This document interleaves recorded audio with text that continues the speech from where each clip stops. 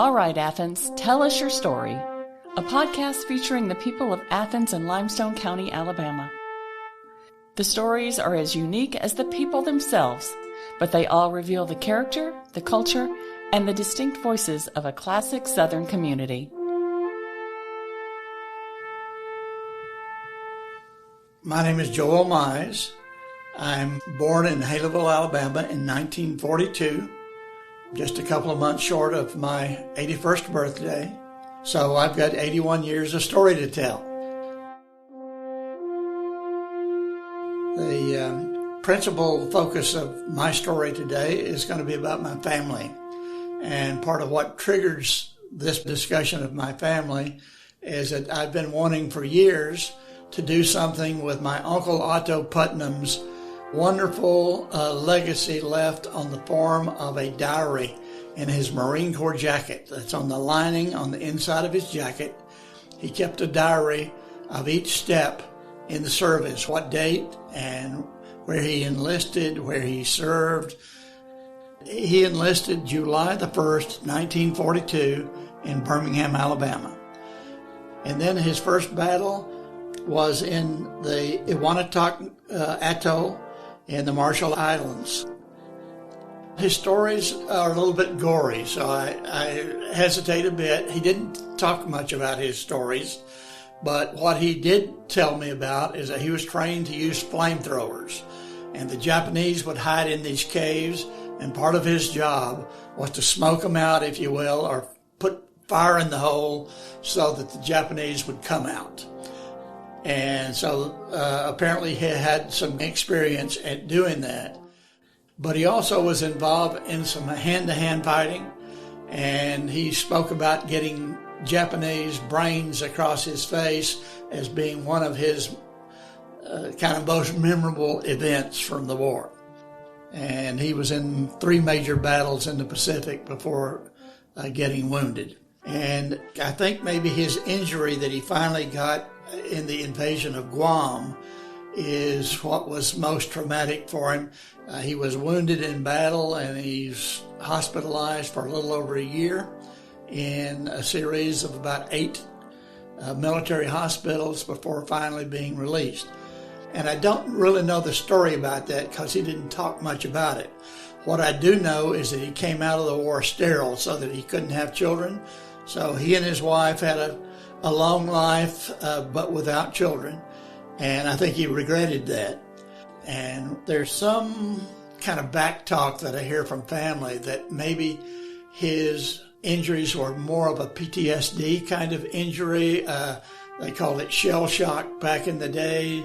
And I don't know the truthfulness of what was really what. And again, he didn't seem to want to talk about it. It was traumatic, and there could have been an embarrassing element, so that could be a reason for him not to want to talk about it as well. But I have the whole list of hospitals he went to, and those include hospitals on ship, hospitals on shore, hospitals back in the States, and it was from the Marine Barracks, Navy Yard, Philadelphia, PA, that he got his honorable discharge. He had a medical discharge. So that was done in March 28th of 1945, so he was discharged several months before the end of the war. Also, he never asked for and never got a Purple Heart, and I'm in the process of applying for a Purple Heart for his service in the Marine Corps. He wasn't one to tell a lot of stories. When he would visit our home, he was usually talking adult talk with my parents. He had an unusual way of smoking a cigarette. And I don't know where he picked this up. Maybe it was in Philadelphia. But he used a cigarette holder like you see in the movies sometime. And it would be about a 4-inch extension. And he'd put that holder in his mouth. And he was the only person I ever knew who smoked using an extension holder. And whether that was a form of prestige on his part or being a little bit above norm, I'm not sure. But in any event, he wasn't a particularly proud man. He was actually a very attractive man, a very manly man. Now, he had another injury that's a little bit humorous and that maybe a little bit off color. And this has to do when he was in his 40s. In his 40s, his best friend was a doctor in Haleyville. And one day he decided to go home from his medical practice early. And he found Uncle Otto in the house in the upstairs bedroom with his wife. And got his shotgun with BB pellets in it. And Uncle Otto was going out the window and shot Uncle Otto in the buttocks with birdshot. And then took him down to the clinic to remove the birdshot with a penknife. So he got his revenge and cured Uncle Otto from further wandering off the playing field. So, I hope that's not too colorful. And I had another uncle, and his name was Joe. But Uncle Joe, he was military, primarily after the war, so he didn't really have battle experience. But what he did do is he's got a post-war diary that he kept on a day-by-day basis. In November in Japan, October in Japan. So this is Uncle Joe Putnam, and he is in Japan as one of the occupation forces. First entry appears to be October the 29th. He boarded the train at Omori, Honshu, Japan. The 81st band is playing. Fellows shaking hands. Everybody's excited. Train not much different to our own, only smaller. We're traveling first class, but the coaches are quite dusty and outmoded. Now the band is playing Auld Lang Syne and Wildcat March, pulling out at 09:45. Sleeping accommodation's not too good. Coaches are quite dusty from cinders and smoke. Didn't sleep much last night. Got up and shaved at 1 o'clock. Felt much better. Arrived in Tokyo at 0900. Almost everywhere there was evidence of bombing. Block after block literally smashed to the earth. The attitude of the civilians was a surprise. Men, women, and kids waving at us as if we're their own conquering heroes. Still, a lot of the more important-looking people remained stoical. Our steam engine was replaced with an electric engine in the outskirts of Tokyo. The trains operated very efficiently, ran about as fast as our own. The railroads are all narrow gauge. Traffic is very crowded. Arrived Ediwara Station, 1100 on October 30th. He was a medic, so his job would have been something in the medical field. So whether he was tending to GIs that had gotten wounded or just what is not clear from the diary here. Okay.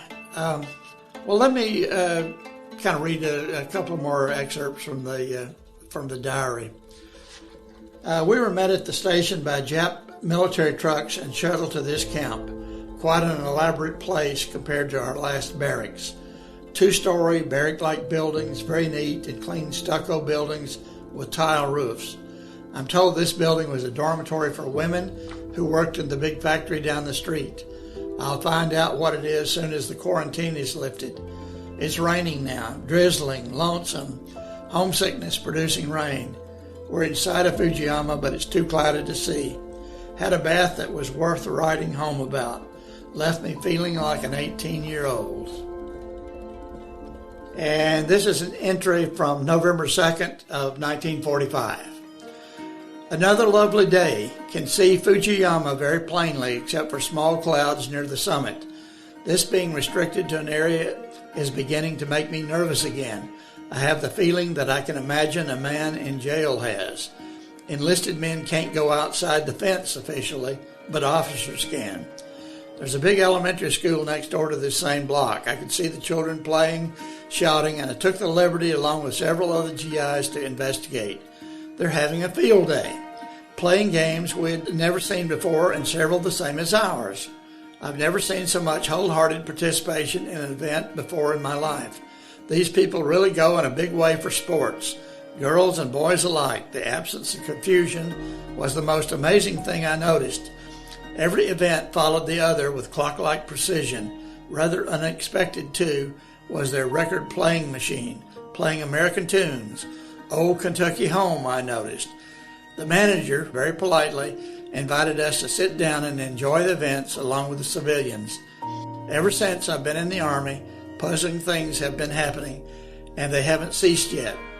The attitude of the Jap is hard to understand. I wonder what his thinking is too. His own ship here, still in the bay. Can see portions of Jap ships sunk in the harbor. Freighters, transports, and 2 aircraft carriers. No signs of bomb damage to harbor facilities. Everything seems to be in good shape. Strategic bombing is quite an art. We're surrounded by hundreds of ships of all kinds, battle wagons, cruisers, transports, aircraft carriers. I was never so crowded before, nearly 6,000 men in the space of a 70-foot by 600-foot when we were on deck, and that's nearly all the time. Can't afford to have tempers flare up now because of a nudging. There is some griping among the men because of the difference in the EM and officers' food being served. I can eat anything, though, until I get home. Getting excited again. Now we're actually on our way. Ship is rolling some now, but so far I'm not woozy. Maybe I won't get sick this time. The captain announced our probable de-embarkment as 26th of November. This is from December of 1945. So he had gone through his several months of occupation in Japan after the war. He says he's on his train, and this is the December 5th, 6th, 7th entries. And he says, beginning to look like the South, feeling pretty good today, thinking a lot about Francis and Joe, that's Joe Jr. I tried to sleep and ignore the conversations until they got disturbing, and now I can't sleep until I write about it. It's awfully disturbing to me about the attitude some of these men have. Their stories are still going strong. They're bragging about the way they treat Negroes in the South in comparison to the way they're treated up here, keeping the Negro in his place. There isn't one man talking that can speak without profanity. I've never heard such unreasonable, senseless chatter in my life. White supremacy, they're crying now. I wonder if they have any idea why this war was fought. They don't seem to know that we whites are a minority in the world's population. I wonder if the South will ever see the light and use tolerance. It's disturbing. And I've got the idea that this maybe was some pre-war stories that they were telling about abusing blacks. And the time frame is not given as to when they were doing this, but I'm surmising it would have been before the war. So in any event, that gives you an idea of the heart of the man. And that was one of his experiences. He felt strongly that he couldn't sleep until he wrote about it.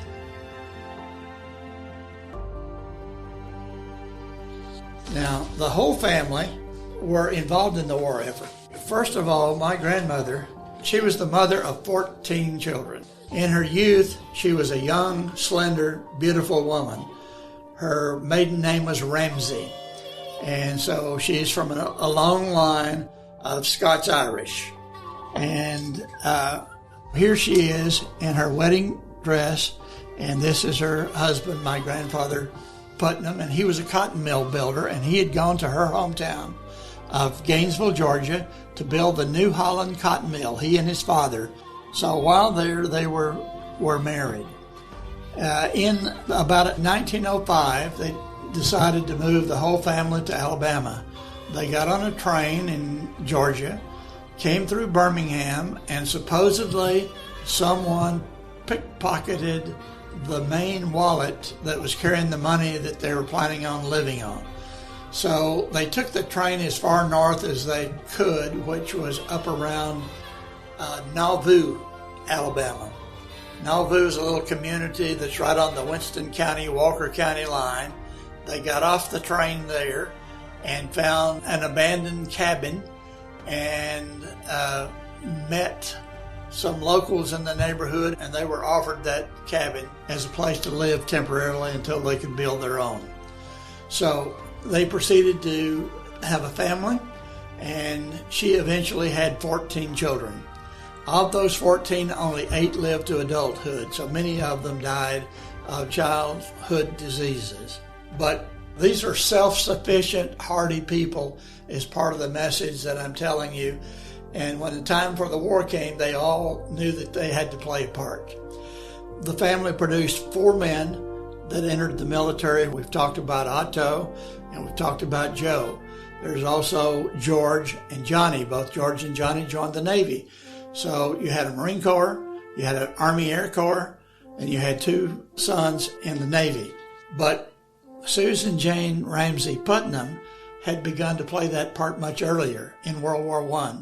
So she operated one of the mess halls over on the U.S. Army reservation in Muscle Shoals, Alabama, where the 2 nitrate plants were being built for the war effort. So the family lived for a year in a tent with 5 children living in the tent that had a board floor. So that was her service in World War I. In World War II, she went down to Brookley Air Base in Mobile, Alabama, took 2 of her sons with her, and so the 3 of them lived in an apartment there together in Mobile, and she was a painter on the Brookley Air Base. That was her Rosie the Riveter job, if you will, during World War II. Well, the whole country was pulling together then. The Pearl Harbor event really inflamed the whole country. We had this predisposition of wanting to stay neutral in the war. Nevertheless, once that attack from Pearl Harbor occurred, the whole country joined together as one and decided survival was going to be at stake. It was already clear that it looked like it was going to be a war in Europe as well as a war in the Pacific, and consequently, we got stretched really thin. Everything that we could produce and make and provide was critically important to the outcome of those wars. And these were my personal heroes. These were the heroes that I knew firsthand, along with my dad. My dad brought home from Germany a box full of memorabilia, German helmets, a Luger pistol, medals, etc., that he took from some German soldiers somewhere along the way and sent those mementos home. Those were my toys that I played with as a boy after World War II. So I'm kind of embedded with the World War II experience. I got it indirectly. These are the most precious inheritances that I have. Now, my dad was a private first class. He said that he was offered promotions to corporal and didn't take it because the Germans had sharpshooters and guys that would look for all the officer types and would shoot them first. So it was a very hazardous, dangerous job to be a frontline soldier. Now, my dad indeed was a frontline soldier in the final push through France and in through Germany, ending up in Austria. He was right on the front line as a scout. So it was his job when they crossed the Maginot Line and the Siegfried Line, he was to go up and investigate the pillboxes in advance of the main body of troops moving on up there. So he was always worried about getting shot in the back as much as he was in the front, just in case a firefight broke out while he was in an exposed position. I asked him if he ever killed a German. He said, well, to tell you the truth, I really don't know for certain. He says, if I did kill one, it would have been taking shots from about 100 yards away. We had this position where the Germans were moving from one barrier that they had to another barrier, and there's a gap in between. And they would jump from one gap to the next. And he said, I was there and I'd trained my rifle, and every time one jumped, I'd pull my trigger. Every time it jumped, I'd pull the trigger again and again. But I never saw what happened to them after they got to the other side. So I don't know if I was killing them, wounding them, or missing them. So I got those kind of stories from my dad. The main feeling that I've had through the years is a strong feeling of patriotism. Now, patriotism is on the big decline in our country. I'm sad to see that, but I've always been an advocate of patriotism. My first political inclination was when I was a 4th grader, and there was a guy by the name of Eisenhower running for president, And I remember getting my I Like Ike pen. And so since my young adulthood, I have been, I wouldn't say a worshiper of men in the military, but they've been my heroes.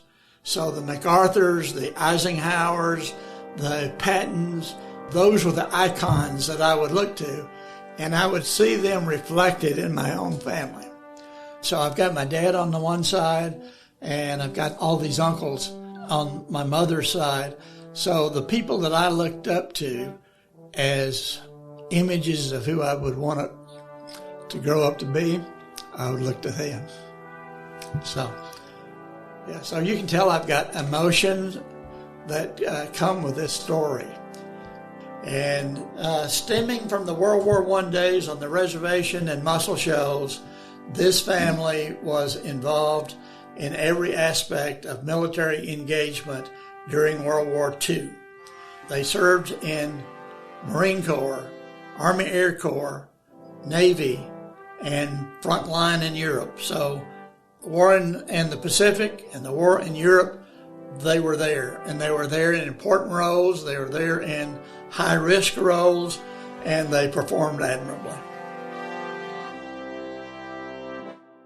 You've been listening to All Right Athens, produced by the Athens-Limestone County Public Library.